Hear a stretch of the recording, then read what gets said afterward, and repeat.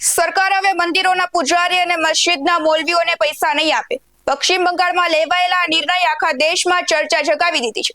આખરે પહેલા સરકાર પૈસા કેમ આપતી હતી અને હવે અચાનક બંધ કેમ કરી દીધા? વર્ષો પહેલા મમતા બેનર્જી સરકારે ઇમામો, મૌલવી અને પછી હિન્દુ પૂજારીઓ માટે માસિક સહાય શરૂ કરી હતી. કારણ શું હતું? સરકારનું કહેવું હતું કે ગામડા અને નાના વિસ્તારોમાં ઘણા મૌલવી અને પૂજારીઓની આવક ખૂબ ઓછી છે. લોકોની ધાર્મિક સેવા કરતા લોકો આર્થિક રીતે સંઘર્ષ કરતા હતા, એટલે સરકાર દર મહિને સહાય આપતી હતી. હવે નવી સરકાર આવ્યા પછી શુભેન્દુ અધિકારીએ મોટો નિર્ણય લીધો છે.